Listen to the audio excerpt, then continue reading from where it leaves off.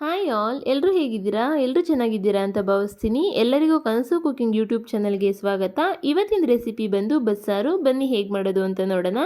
ಒಂದು ಪಾತ್ರೆಯಲ್ಲಿ ನೀರು ಬಿಸಿ ಆಗೋದಕ್ಕೆ ಇಟ್ಟಿದ್ನಿ. ನೀರು ಬಿಸಿ ಆದ ನಂತರ ಒಂದು ಅರ್ಧ ಕೆಜಿ ಆಗೋಷ್ಟು ತೊಗರಿ ಕಾಳನ್ನ ಆ್ಯಡ್ ಮಾಡ್ಕೊತೀನಿ. ನಿಮ್ಮ ಹತ್ರ ಯಾವ ಕಾಳಿದೆ ಅದನ್ನ ಆ್ಯಡ್ ಮಾಡ್ಕೊಳ್ಳಿ.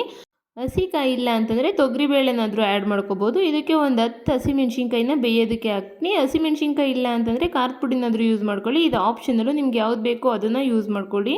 ಇದಕ್ಕೆ ರುಚಿಗೆ ತಕ್ಕಷ್ಟು ಉಪ್ಪು ಹಾಕ್ಬಿಟ್ಟು ಇದನ್ನ ಬೇಯೋದಕ್ಕೆ ಬಿಡೋಣ.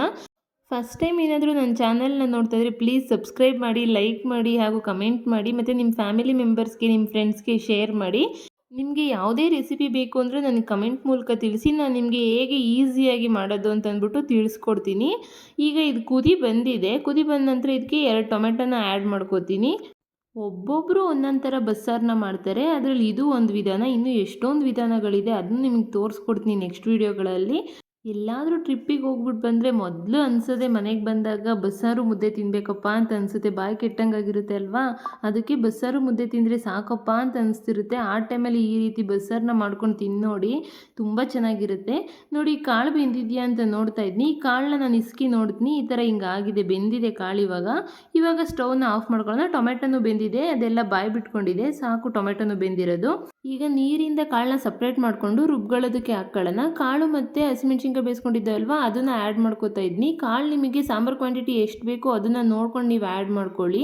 ಸಾಂಬಾರು ಕ್ವಾಂಟಿಟಿ ಜಾಸ್ತಿ ಬೇಕು ಅಂದರೆ ಇನ್ನು ಸ್ವಲ್ಪ ಕಾಳನ್ನ ಆ್ಯಡ್ ಮಾಡ್ಕೊಳ್ಳಿ. ಇದಕ್ಕೆ ಒಂದು ಗೆಡ್ಡೆ ಬೆಳ್ಳುಳ್ಳಿನ ಸೋಸಿ ಆ್ಯಡ್ ಮಾಡ್ಕೋತಾ ಇದ್ನಿ. ನಂತರ ಇದಕ್ಕೆ 1 ಟೇಬಲ್ ಸ್ಪೂನ್ ಆಗೋಷ್ಟು ಜೀರಿಗೆನ ಆ್ಯಡ್ ಮಾಡ್ಕೋತೀನಿ.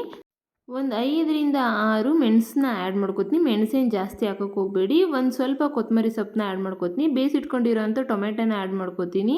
ಈಗ ಇದನ್ನು ತರ್ತರಿಯಾಗಿ ರುಬ್ಕೊಳ್ಳೋಣ. ಜಾಸ್ತಿ ನುಣ್ಣಗೆ ರುಬ್ಬಕ್ಕೆ ಹೋಗಬೇಡಿ. ಸಾರಿ, ಇದಕ್ಕೆ ನಾನು ಮುಂಚೆನೇ ಕಾಯಿನ ಆ್ಯಡ್ ಮಾಡೋದು ಮರೆತುಬಿಟ್ಟಿದ್ದೆ, ಅದಕ್ಕೋಸ್ಕರ ಈಗ ತೋರಿಸ್ತಾ ಇದ್ದೀನಿ. ಒಂದು ಸ್ವಲ್ಪ ಕಾಯಿ ತುರಿನ ಆ್ಯಡ್ ಮಾಡಿಕೊಂಡು ಒಂದು ಸಲ ರುಬ್ಕೋತೀನಿ. ತರ್ತರಿಯಾಗಿ ಇರಲಿ, ಕಲ್ಲಲ್ಲಿ ರುಬ್ಬಿರೋ ಥರ ಆಗುತ್ತೆ. ತರ್ತರಿಯಾಗಿ ಇದ್ದರೆ ನುಣ್ಣಗೆ ರುಬ್ಬಿಟ್ರೆ ಸಾಂಬಾರು ಅಷ್ಟು ಟೇಸ್ಟ್ ಬರಲ್ಲ. ತರ್ತರಿಯಾಗಿದ್ದರೆ ಸಾಂಬಾರು ಚೆನ್ನಾಗಿರುತ್ತೆ ಟೇಸ್ಟು. ಈಗ ಸ್ಟವ್ ಮೇಲೆ ಒಂದು ಪಾತ್ರೆ ಇಟ್ಕೊಂಡು ರುಬ್ಬಿರೋ ಅಂಥ ಖಾರನ ಅದಕ್ಕೆ ಹಾಕ್ಕೋತೀನಿ. ಸಪ್ಪು ನೀರು ಇರುತ್ತೆ ಅಲ್ವಾ, ಕಾಳು ಬೇಯಿಸ್ಕೊಂಡಿರೋ ಅಂಥ ನೀರು, ಅದನ್ನೇ ಯೂಸ್ ಮಾಡಿ. ನೀವು ಬೇರೆ ನೀರು ಯೂಸ್ ಮಾಡೋಕ್ಕೆ ಹೋಗ್ಬೇಡಿ. ಆ ನೀರು ಯೂಸ್ ಮಾಡಿದ್ರೆ ಮಾತ್ರ ಸಾಂಬಾರು ಟೇಸ್ಟ್ ಬರೋದು. ಬೇರೆ ನೀರು ಏನಾದರೂ ಯೂಸ್ ಮಾಡಿದ್ರೆ ಸಾಂಬಾರು ಅಷ್ಟು ಟೇಸ್ಟ್ ಬರಲ್ಲ. ಜಾರಲ್ಲಿ ಉಳಿದಿರೋ ಅಂಥ ಖಾರನ ವೇಸ್ಟ್ ಮಾಡೋಕ್ಕೆ ಹೋಗ್ಬೇಡಿ. ಆ ಸಪ್ಪೆಸರನ್ನ ಆ ಜಾರಲ್ಲಿ ಬಿಟ್ಬಿಟ್ಟು ನೀಟಾಗಿ ಮಿಕ್ಸ್ ಮಾಡಿಬಿಟ್ಟು ಈ ಖಾರದ ಜೊತೆಗೆ ಆ್ಯಡ್ ಮಾಡ್ಕೊಳ್ಳಿ. ಈ ಸಾಂಬಾರನ್ನ ಜಾಸ್ತಿ ಗಟ್ಟಿನೂ ಮಾಡೋಕ್ಕೆ ಹೋಗ್ಬೇಡಿ, ಜಾಸ್ತಿ ನೀರನ್ನು ಮಾಡೋಕ್ಕೆ ಹೋಗ್ಬೇಡಿ. ಒಂದು ಹದವಾಗಿರಲಿ. ಜಾಸ್ತಿ ತೆಳು ಇದ್ರೂ ಟೇಸ್ಟ್ ಚೆನ್ನಾಗಿರಲ್ಲ, ಜಾಸ್ತಿ ಗಟ್ಟಿ ಇದ್ರೂ ಟೇಸ್ಟ್ ಚೆನ್ನಾಗಿರಲ್ಲ. ಈಗ ತೋರಿಸ್ತಾ ಇದ್ದೀನಲ್ವ ನಾನು, ಈ ಹದಕ್ಕಿರಲಿ ಸಾಂಬಾರು, ಆವಾಗ ತುಂಬ ಟೇಸ್ಟ್ ಚೆನ್ನಾಗಿರುತ್ತೆ. ನೋಡಿ, ತರ್ತರಿಯಾಗಿ ರುಬ್ಬಿರೋದಕ್ಕೆ ಕಲ್ಲಲ್ಲಿ ರುಬ್ಬಿರೋ ಥರನೇ ಸ್ಟ್ರಕ್ಚರ್ ಬಂದಿದೆ. ನೀವು ಅದೇ ರೀತಿ ತರ್ತರಿಯಾಗಿ ರುಬ್ಬಿ, ಜಾಸ್ತಿ ನುಣ್ಣಗೆ ರುಬ್ಬಕ್ಕೆ ಹೋಗಬೇಡಿ. ಇದಕ್ಕೆ ನಾನು ಇಲ್ಲಿ ಸ್ವಲ್ಪ ಹುಣಸೆಹಣ್ಣು ರಸನ ಆ್ಯಡ್ ಮಾಡ್ಕೋತೀನಿ. ಟೊಮೆಟೊ ಹಾಕಿರೋದ್ರಿಂದ ಸ್ವಲ್ಪನೇ ಆ್ಯಡ್ ಮಾಡ್ಕೋತೀನಿ. ಹುಣಸೆಹಣ್ಣು ರಸ ಹಾಕಿದ್ರೇ ಇದಕ್ಕೆ ತುಂಬ ಟೇಸ್ಟು. ನೀವೇನಾದರೂ ಟೊಮೆಟೊ ಆ್ಯಡ್ ಮಾಡಲಿಲ್ಲ ಅಂತಂದ್ರೂ ಪರವಾಗಿಲ್ಲ, ಹುಣಸೆ ರಸ ಸ್ವಲ್ಪ ಜಾಸ್ತಿ ಹಾಕಿ, ಆವಾಗ ಸರಿ ಹೋಗುತ್ತೆ. ಟೊಮೆಟೊ ಏನಾದರೂ ಹಾಕಿದ್ರೆ ಸ್ವಲ್ಪ ಹುಣಸೆ ರಸ ನೋಡ್ಕೊಂಡು ಹಾಕಿ. ರುಚಿಗೆ ತಕ್ಕಷ್ಟು ಉಪ್ಪು ಹಾಕ್ತೀನಿ. ಮುಂಚೆನೇ ಕಾಳು ಬೇಯಿಸ್ಕೊಬೇಕಾದ್ರೆ ಉಪ್ಪು ಆ್ಯಡ್ ಮಾಡಿದ್ದೆ ನಾನು, ಅದಕ್ಕೋಸ್ಕರ ಸ್ವಲ್ಪನೇ ಆ್ಯಡ್ ಮಾಡ್ಕೊತೀನಿ. ಬೇಕಿದ್ರೆ ಆಮೇಲೆ ನೋಡ್ಕೊಂಡು ಆ್ಯಡ್ ಮಾಡ್ಕೋಬೋದು. ಉಪ್ಪೇನಾದರೂ ಜಾಸ್ತಿ ಆದರೆ ಚೆನ್ನಾಗಿರಲ್ಲ, ಅದಕ್ಕೋಸ್ಕರ ಸ್ವಲ್ಪನೇ ಆ್ಯಡ್ ಮಾಡ್ಕೊತೀನಿ. ನೋಡಿ, ಈ ಕನ್ಸಿಸ್ಟೆನ್ಸಿಲಿ ಇದ್ದರೆ ಸಾಂಬಾರು ತುಂಬ ಚೆನ್ನಾಗಿರುತ್ತೆ. ಈ ಸಾಂಬಾರು ಜಾಸ್ತಿ ಕುದಿಯೋದೇನು ಬೇಡ, ಕಾಳೆಲ್ಲ ಚೆನ್ನಾಗಿ ಬೆಂದಿರುತ್ತೆ ಅಲ್ವಾ, ಅದಕ್ಕೋಸ್ಕರ 1 ಕುದಿ ಅಥವಾ 2 ಕುದಿ ಬಂದರೆ ಸಾಕು. ಕೆಲವೊಬ್ಬರು ಇದಕ್ಕೆ ಒಗ್ಗರಣೆ ಮಾಡಿ ತೋರಿಸ್ತಾರೆ. ನಾನು ಇದಕ್ಕೆ ಒಗ್ಗರಣೆ ಏನು ಮಾಡೋದಿಲ್ಲ. ನಾಟಿ ಸ್ಟೈಲಲ್ಲಿ ಹೇಗೆ ಮಾಡೋದು ಅಂತ ತೋರಿಸ್ತೀನಿ.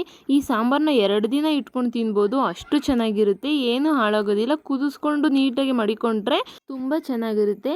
ಈ ಸಾಂಬಾರು ಬಿಸಿ ಬಿಸಿ ಅನ್ನಕ್ಕೆ ತುಪ್ಪ ಹಾಕ್ಕೊಂಡು ತಿಂತಾಯಿದ್ರೆ ಆಹಾ, ತುಂಬ ಚೆನ್ನಾಗಿರುತ್ತೆ. ಟ್ರೈ ಮಾಡಿ ನೋಡಿ. ಮತ್ತು ಬಿಸಿ ಬಿಸಿ ಮುದ್ದೆಗೂ ಅಷ್ಟೇ ತುಂಬ ಟೇಸ್ಟಿಯಾಗಿರುತ್ತೆ. ನೋಡಿದ್ರಲ್ವಾ ಬಸ್ಸಾರನ್ನ ಹೇಗೆ ಈಸಿಯಾಗಿ ಮಾಡ್ಬೋದು ಅಂತ. ಖಂಡಿತ ನೀವು ಒಂದ್ಸಲ ಟ್ರೈ ಮಾಡಿ ನನಗೆ ಕಮೆಂಟ್ ಮೂಲಕ ತಿಳಿಸಿ ಹೇಗಿತ್ತು ಅಂತ. ಈ ರೆಸಿಪಿ ಇಷ್ಟ ಆಗಿದ್ರೆ ಖಂಡಿತ ಲೈಕ್ ಮಾಡಿ, ಸಬ್ಸ್ಕ್ರೈಬ್ ಮಾಡಿ, ಮತ್ತು ನಿಮ್ಮ ಫ್ಯಾಮಿಲಿ ಮೆಂಬರ್ಸ್ಗೂ ಶೇರ್ ಮಾಡಿ.